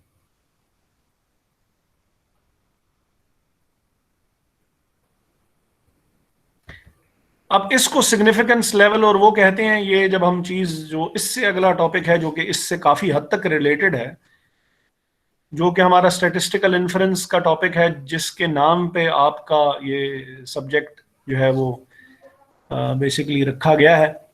उसमें फिर हम ये जो सिग्निफिकेंस लेवल और ये जो डिग्री ऑफ फ्रीडम और ये सारी इस किस्म की चीज़ों पे बात करेंगे। सिग्निफिकेंस लेवल क्या चीज़ होती है, उधर फिर ये वाली बात जो होगी ना, ये 95% वाली, ये वहां पे काम आ रही होगी। क्योंकि जब आप वो रिसर्च भी करेंगे तो आप उधर भी बताएंगे कि भाई आपने 2 स्टैंडर्ड डिविएशन तक अपना वो लिया हुआ है डाटा, 3 स्टैंडर्ड डिविएशन तक लिया हुआ है, कितना लिया हुआ,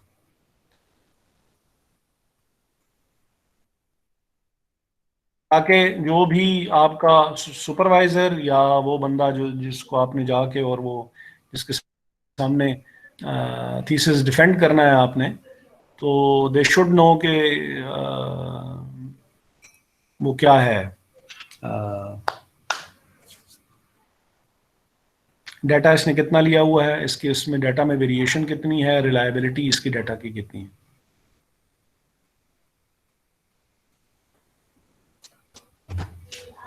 अब ये बस फाइनल बात आज की, और फिर हम यहाँ पे बात को जो है वो ख़त्म करेंगे कि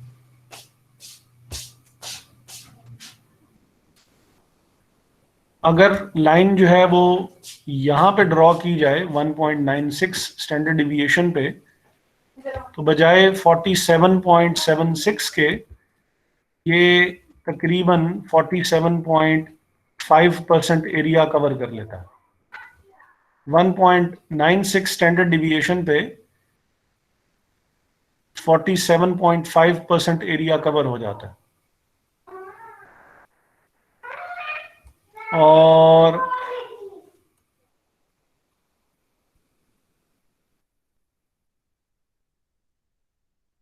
दोनों साइड्स पे 95% एरिया कवर हो जाएगा। वो जो 95.52 था वहां से बात 95, तो इससे 95% वो कॉन्फिडेंस इंटरवल या उसकी वो टर्म हम नेक्स्ट उसमें टॉपिक में देखेंगे कि वो हमारी जो है वो आ रही होगी। तो 1.96 स्टैंडर्ड डिविएशन पे 95% एरिया कवर हो जाता है। 2 स्टैंडर्ड डिविएशन पे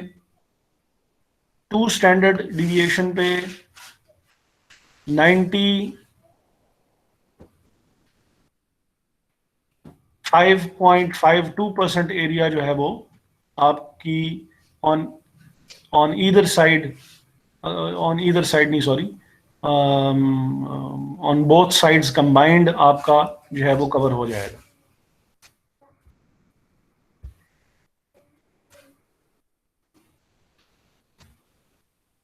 यहां तक हम आज कंक्लूड करते हैं। जो जी स्कोर का जो फॉर्मूला है, जी स्कोर का फॉर्मूला ये है, मीन और स्टैंडर्ड डिविएशन आपको गिवन होती है। एक्स की वैल्यू हम देखेंगे कि क्या है और उसकी मदद से हम जो जी स्कोर है इसको कहते हैं, ये हम कैलकुलेट करेंगे। और लेकिन ये हम नेक्स्ट टाइम, ये दोनों जो फाइल्स हैं, फाइल्स मैं दोनों आपको भेज देता हूँ। 3 काम मैंने आज करने हैं। रिदा है क्लास में या नहीं है? जी जी सर, इधर ही है। अच्छा, मुझे आपने रिमाइंड करवाना है। एक तो मैंने आपको ये दोनों फाइल्स भेजनी है, इसकी नॉर्मल प्रोबेबिलिटी, बल्कि ये वो जो प्रोबेबिलिटी डिस्ट्रीब्यूशन वाली फाइल है ये तो आपके पास पहले से है। यस सर है। फ्री है आपने? हाँ जी। और रिग्रेशन वाली फाइल भी भेजी हुई है? सर देखने जरूर के। नहीं सर, रिग्रेशन वाली नहीं है।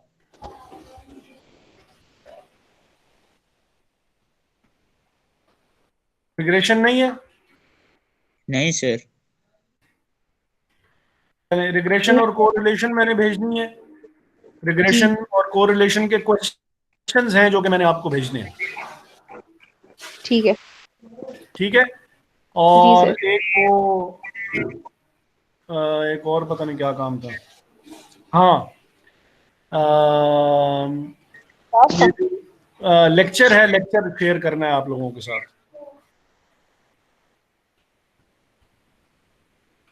तो रिमाइंड करवाइएगा मुझे। जी सर, ठीक है। ठीक है, चलें, थैंक यू। ठीक है। चलिए ठीक है sir, thank you so much. Allah Hafiz sir. खुदा हाफिज़ सर, थैंक यू। हाफिज।